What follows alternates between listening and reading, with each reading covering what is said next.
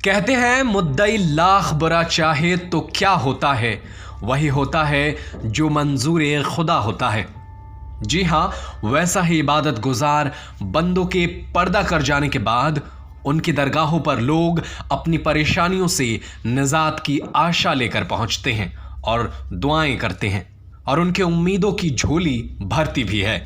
इसी तरह कलियर शरीफ में लोगों की मुरादें पूरी होने के साथ ही ये ऐसी दरगाह है जहां हर मुरादें पूरी होती हैं।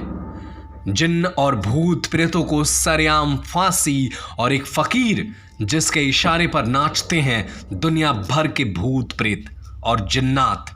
आज तक पता नहीं कितने लोगों को मिला है आसमानी बलाओं से छुटकारा, जिनकी दरगाह में नाचते हैं भूत प्रेत और एक गूलर के खाने से बेऔलाद को मिल जाती है औलाद की खुशियां।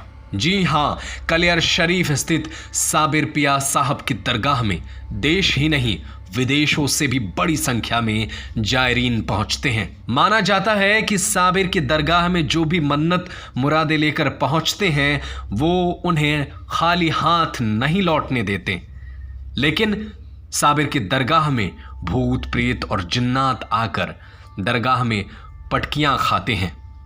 आलम यह है कि हर रोज सैकड़ों की संख्या में जिन्न भूत प्रेत के असर वाले लोग यहां पहुंचते हैं, जिन्हें साबिर पहले तो सजा देते हैं और माफी के बाद ही भूतों से छुटकारा मिलती है।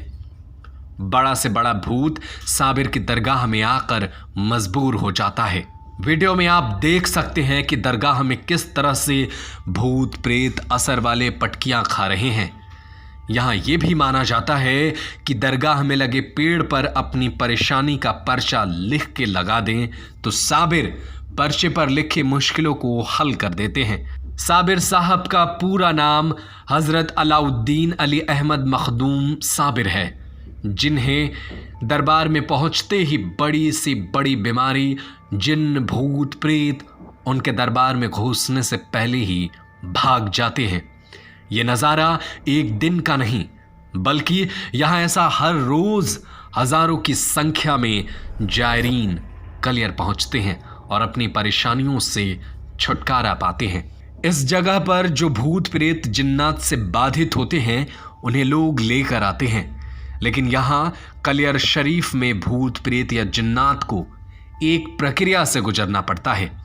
सबसे पहले इस तरह की परेशानी में फंसे आदमी को हजरत इमाम साहब की दरगाह में जाना पड़ता है, जहां उसको एक लिखित शिकायत का पर्चा देना होता है।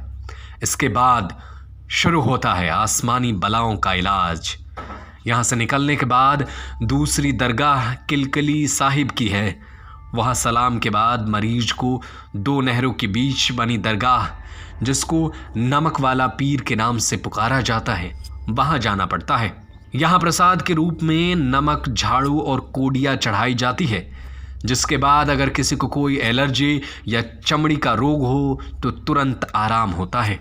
यहां से निकलने के बाद चौथी दरगाह है साबिर बाग में अब्दाल साहब की। वहां सलाम के बाद शुरू होती है किसी भी ओपरी या पराई आफत की पिटाई, और एक खास चीज दुनिया में सिर्फ कलियर शरीफ ऐसी जगह है जहां जिन्नों और भूतों को फांसी दी जाती है, और फांसी के बाद इस बीमारी का अंत यही हो जाता है। सब कुछ दिमाग और कल्पनाओं से परे है पर सच है। ब्यूरो रिपोर्ट, खबरें अभी तक। Subscribe to our YouTube channel and press the bell icon to get the latest updates.